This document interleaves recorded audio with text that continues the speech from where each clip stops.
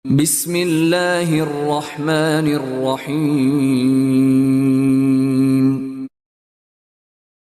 Alhamdulillah, puji syukur kita haturkan kehadirat Allah Subhanahu wa Ta'ala. Di kesempatan pagi hari ini kembali kita melanjutkan kajian rutin dengan membaca buku fikih bermadhab.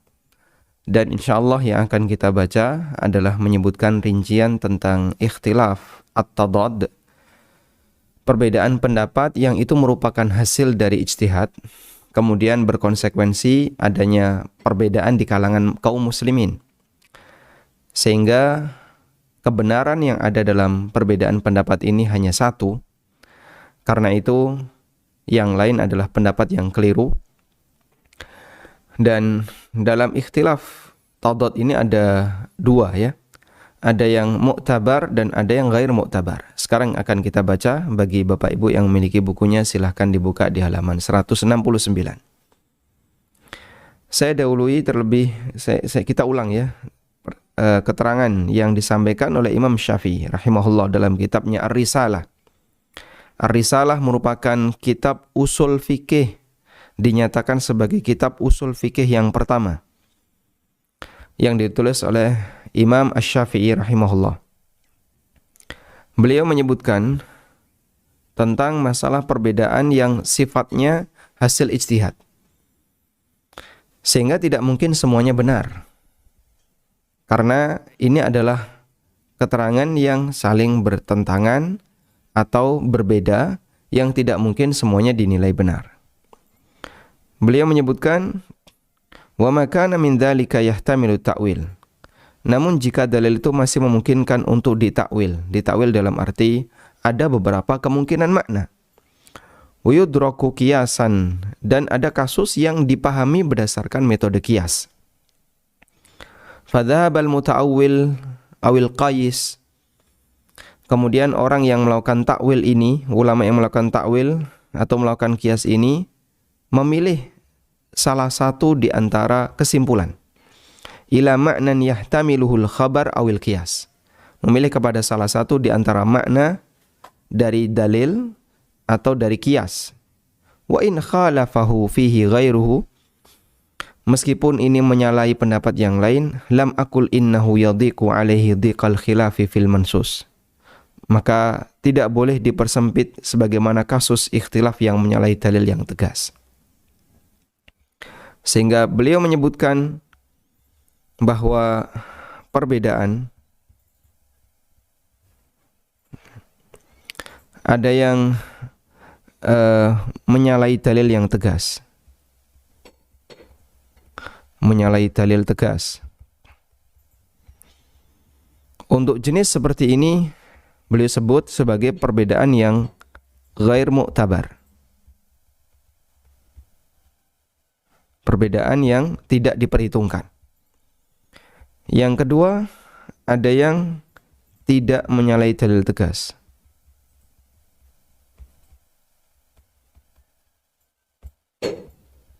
Tidak menyalahi dalil tegas. Karena posisi dalil di situ ada banyak kemungkinan makna. Posisi dalil di situ ada banyak kemungkinan makna. Sehingga bisa dimaknai A, bisa dimaknai B, ada banyak kemungkinan makna.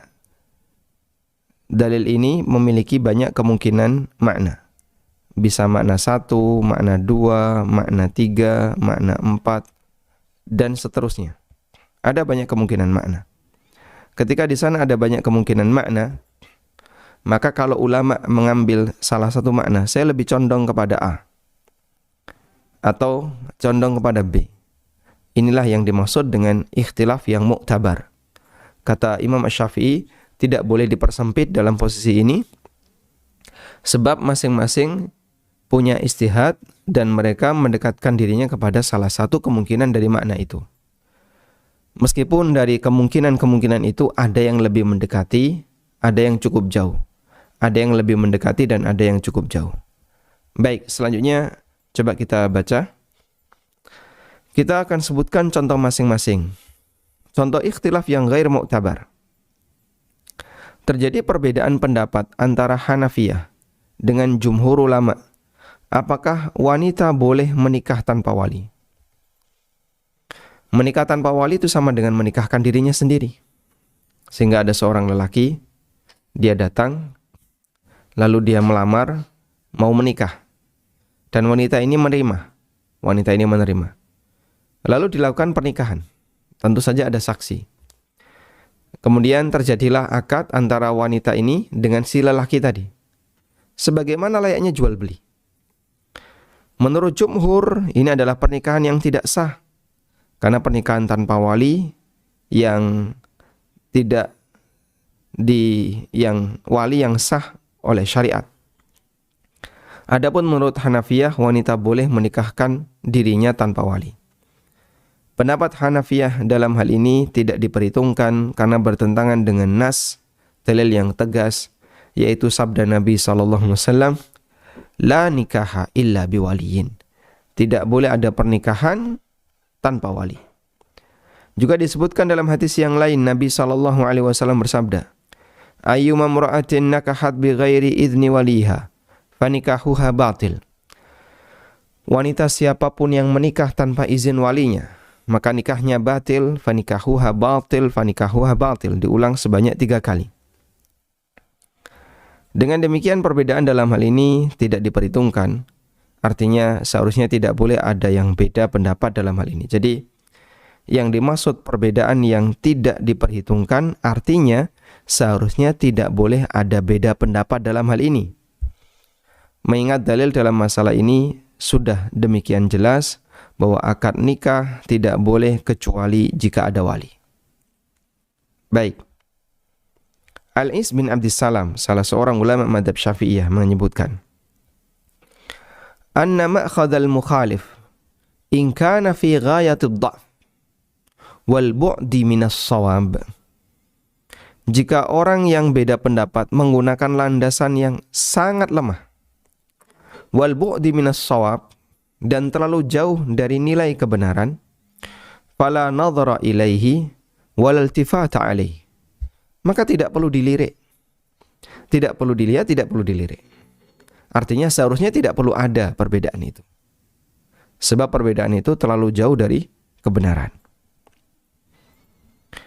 Tayyib, ini salah satu contoh yang kita ambil terkait perbedaan pendapat. Karena kalau semua perbedaan itu diakui, jika semua perbedaan itu diakui, maka akan terjadi kerusakan agama. Jika semua perbedaan diakui,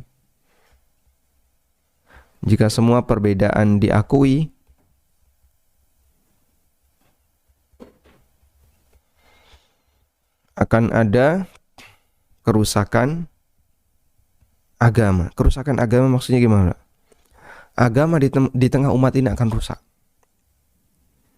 Dan banyak sekali perbedaan yang terjadi di dunia kaum muslimin yang sebenarnya tidak layak untuk diakui. Contohnya, perbedaan antara nikah mut'ah, dalam masalah nikah mut'ah. Nikah mut'ah itu halal atau zina? Ada perbedaan pendapat. Ini adalah mazhabnya Syiah dan ini mazhabnya kaum muslimin. Saya tidak sekatakan mazhabnya Syiah dengan Ahlussunnah, tapi ini mazhabnya Syiah dan kaum muslimin. Ini berkaitan dengan masalah nikah mut'ah. Contoh yang lain ya. Zina, ada yang mengatakan itu halal. Dan ada yang mengatakan dosa besar.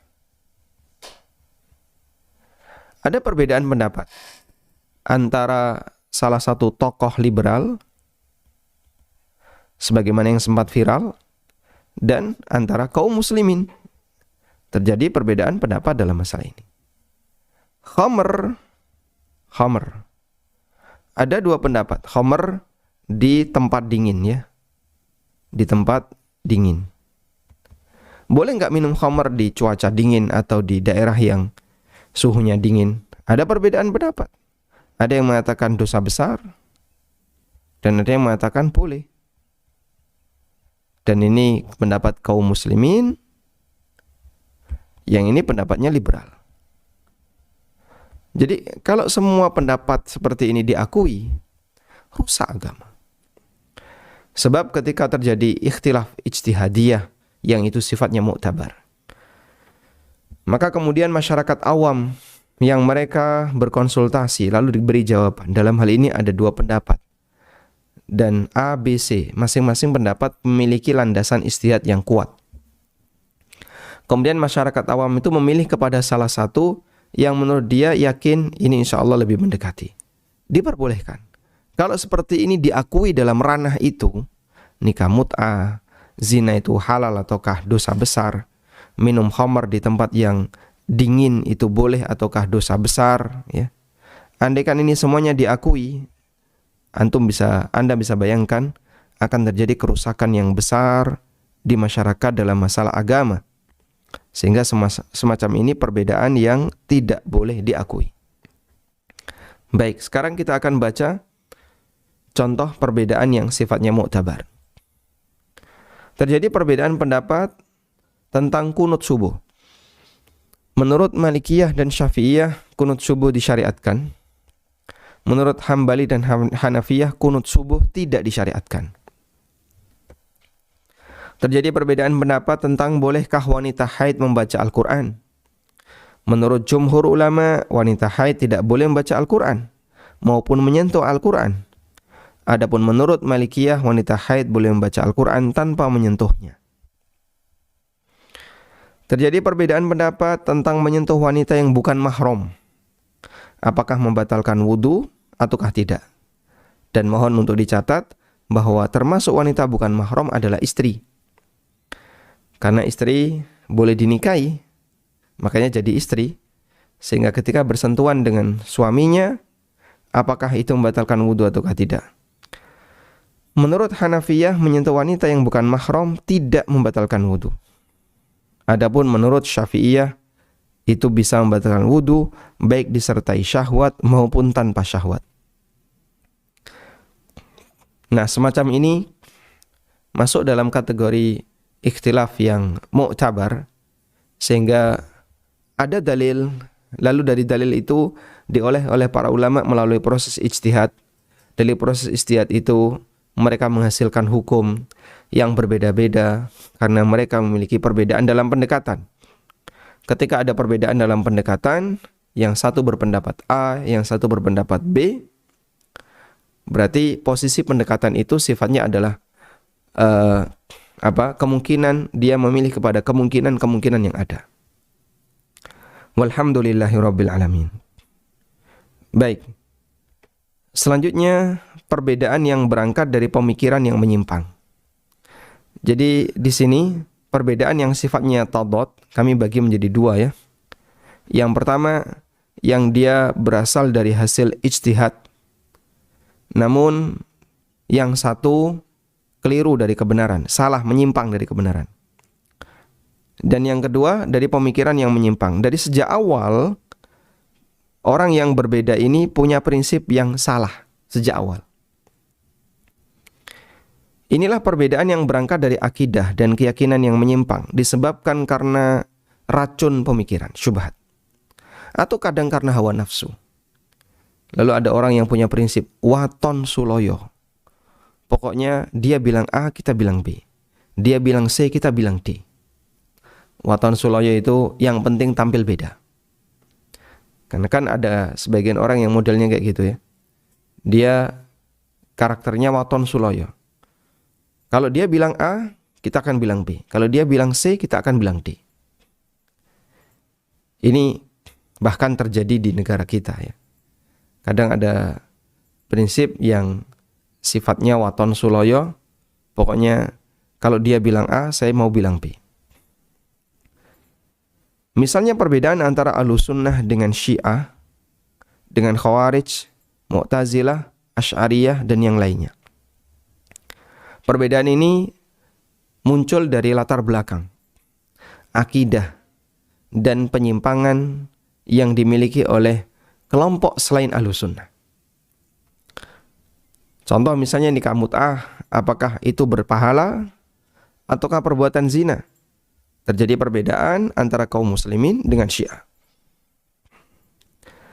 Contoh yang lain adalah apakah pelaku dosa besar itu kafir dan nanti akan kekal di neraka, ataukah masih mukmin sehingga masih punya peluang untuk diampuni oleh Allah dan masuk surga. Terjadi perbedaan pendapat antara Ahlussunnah dengan Khawarij. Ada perbedaan pendapat apakah Al-Quran itu makhluk ataukah Al-Quran itu kalamullah yang bukan makhluk. Terdapat perbedaan pendapat antara Ahlussunnah dengan Mu'tazilah dalam memahami dalil tentang nama dan sifat Allah. Allah Subhanahu wa ta'ala punya nama dan sifat. Apakah kita lebih mengedepankan logika ataukah lebih mengedepankan sikap taslim, pasrah, karena kita tidak tahu hakikatnya. Kita nggak tahu hakikatnya.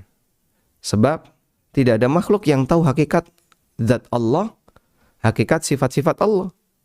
Mereka mengetahui informasi tentang Allah, sifat Allah, dan paham tentang maknanya, tapi mengenai hakikatnya, wallahu a'lam. Misalnya, kita mendapatkan cerita ya, Anda misalnya tidak pernah berangkat haji atau umrah. Di Mekah itu ada Ka'bah. Ka'bah itu kayak gimana? Bentuknya kubus. Kotak kubus. Oh, kotak kubus.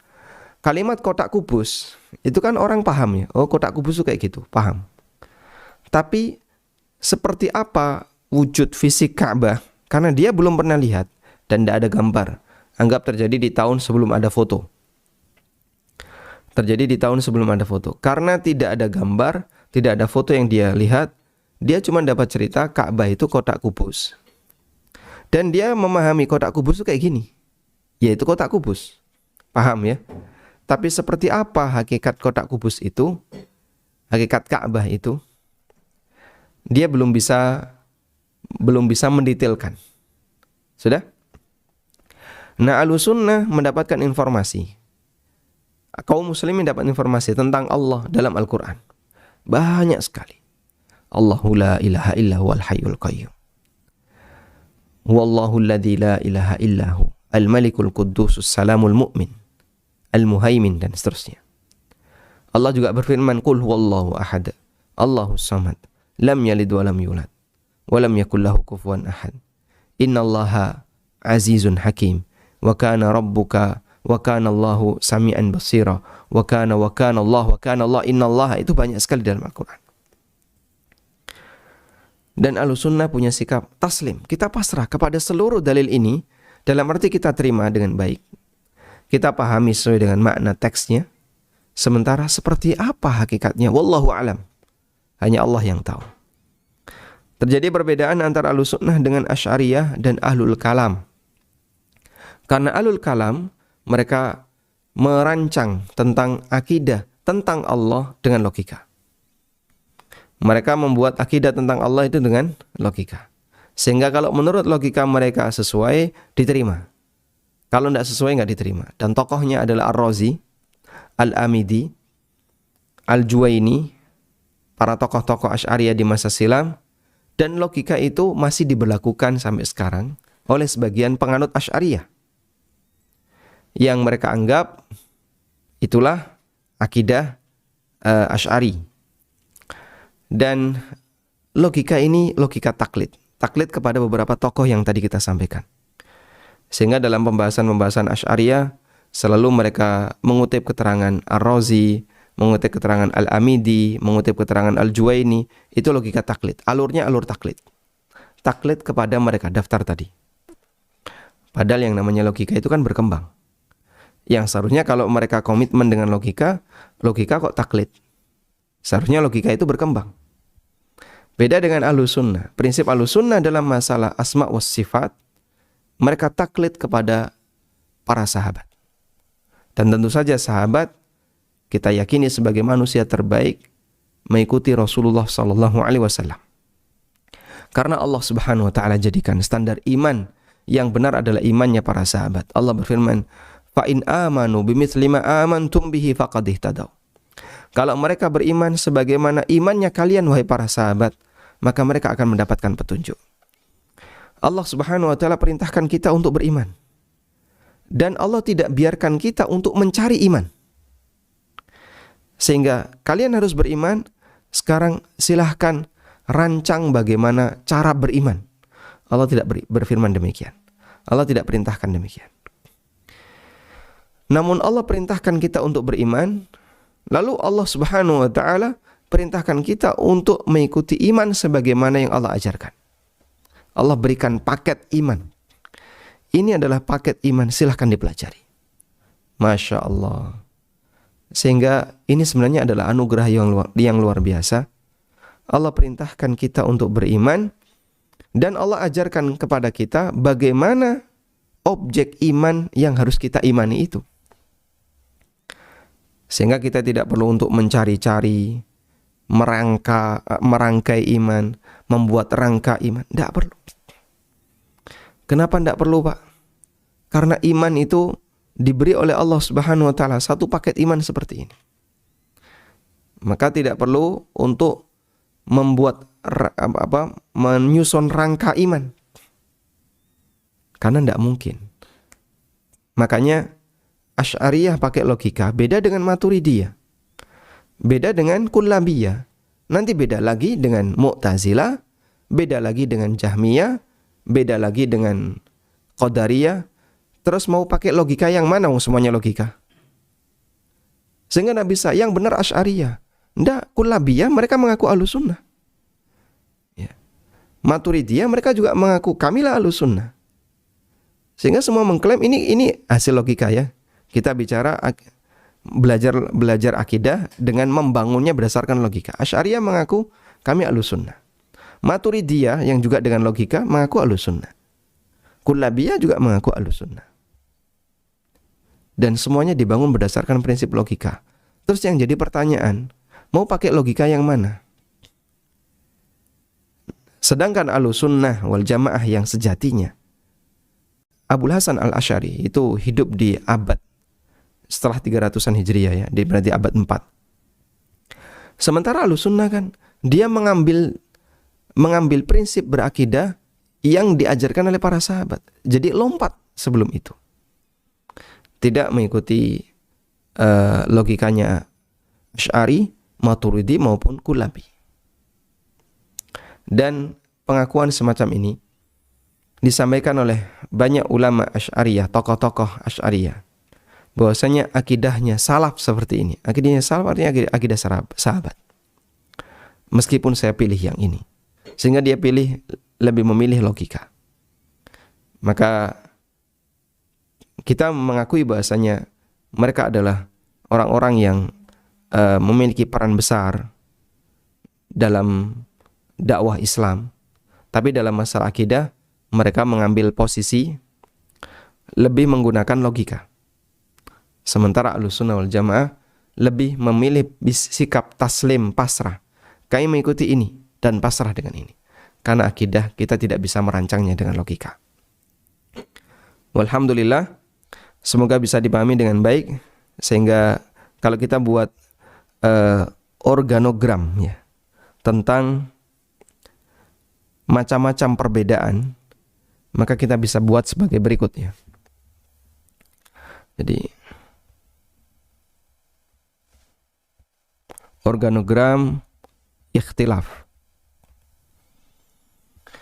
bahwa ikhtilaf itu ada dua, ada yang sifatnya ragam yang disebut dengan ikhtilaf at-tanawwu. Ikhtilaf at-tanawwu sifatnya ragam karena semuanya diajarkan oleh Nabi sallallahu alaihi wasallam. Nah, ikhtilaf at-tanawwu ini ada dua. Ada yang masih berlaku.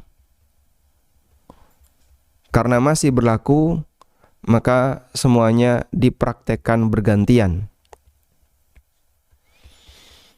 Ini dipraktekkan secara bergantian. Contohnya apa, Pak? Contoh, dalam sholat banyak sekali ya, bacaan-bacaan ketika sholat. Doa iftitah ada banyak redaksi. Doa ruku ada banyak redaksi. Doa sujud ada banyak redaksi. Bahkan dulu Al-Quran di zaman Nabi SAW ada banyak redaksi. Redaksi dengan bahasa, dialek bahasa A, dialek bahasa B, dan seterusnya. Dan Nabi SAW mengizinkan semuanya untuk dipraktekkan. Maka dipraktekkan secara bergantian. Yang kedua, disatukan. Sehingga dipertahankan salah satu sementara yang lain dihapus. Disatukan dan yang lain tidak diberlakukan. Yang lain tidak diberlakukan. Nah, untuk yang kedua ini, ikhtilaf yang disatukan, ini ada dua ya penyatuannya. Yang pertama, dihapus oleh Nabi SAW, dinasah oleh Nabi SAW. Kita kasih contoh kemarin ya. Nabi SAW ketika ruku, beliau mencengkram lutut dengan tangan. Dan cara yang kedua adalah dengan tatbik. Seperti ini tangannya, lalu dimasukkan, ditaruh di antara dua lutut. Orang kalau pakai sarung, pakai jubah bisa melakukan tatbik. Kemudian tatbik ini, praktek tatbik ditinggalkan sebagaimana keterangan Umar bin Khattab radhiyallahu anhu. Demikian pula, dulu Rasulullah SAW mengizinkan model nikah, ada yang dia kontrak dan ada yang normal. Nikah kontrak mut'ah lalu dihapus oleh Nabi SAW sampai kiamat sehingga tidak lagi berlaku. Sedangkan yang tetap diberlakukan adalah nikah normal. Kemudian yang kedua disatukan dengan ijma' sahabat. Ijma' sahabat. Agar kaum muslimin generasi setelahnya terhindar dari potensi perbedaan yang bisa memicu terjadinya ketegangan. Seperti dialek Al-Quran. Yang itu disatukan di zaman Utsman. Dan Ali bin Abi Thalib radhiyallahu anhu memuji keputusan Utsman ini sampai beliau mengatakan, andaikan aku yang berkuasa, maka aku akan melakukan sebagaimana yang dilakukan oleh Utsman radhiyallahu ta'ala anhuma. Baik, ini ikhtilaf yang sifatnya ragam. Kemudian yang kedua adalah ikhtilaf tadad, yang sifatnya hasil ijtihad, hasil kesimpulan pendekatan, hasil pendekatan umat. Ikhtilaf hasil pendekatan umat ini ada yang dilakukan melalui proses ijtihad.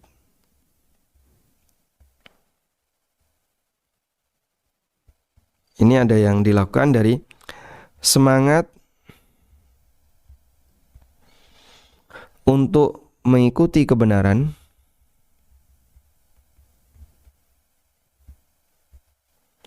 melalui proses ijtihad. Semangat untuk mengikuti kebenaran melalui proses ijtihad. Baik. Dan ini hasilnya ada dua. Hasilnya ada dua. Ada yang mu'tabar. Ada yang mu'tabar. Ini yang masih ada peluang benar. Masih ada peluang benar. Peluang benarnya cukup dominan, cukup tinggi ya. Dalam arti proses ijtihad itu dilakukan dengan berusaha mendekatkan diri kepada dalil. Kemudian yang kedua adalah ghair mu'tabar. Ya, meskipun berangkat dari semangat mengikuti kebenaran dengan proses ijtihad, tapi kita tahu kadang hasilnya ternyata tidak sesuai dengan kebenaran. Di sini peluang salahnya benar, peluang salah besar. Peluang salahnya besar. Sudah? Selanjutnya adalah ikhtilaf yang jenis kedua yang berangkat dari pemikiran yang menyimpang. Berangkat dari pemikiran yang menyimpang.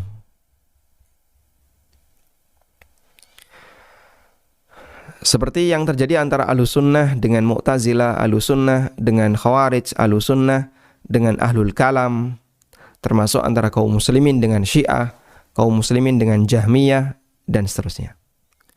Walhamdulillahirabbil alamin. Ini kurang lebih pembagian ikhtilaf yang bisa kita jumpai dalam lingkungan studi Islam. Sehingga kalau Anda bisa memetakan, oh ini masuk ikhtilaf yang mana, insya Allah nanti akan ada cara yang tepat dalam menyikapi. Dan ikhtilaf yang tepat untuk disikapi dalam arti dihargai adalah ikhtilaf yang sifatnya mu'tabar. Untuk yang tadad ya, yang sifatnya mu'tabar. Sehingga masing-masing dihargai pendapatnya dan tidak boleh ada ingkarul mungkar. Ini hasil pendekatan yang hasilnya tadi berbeda, yang disebut dengan ikhtilaf tadad.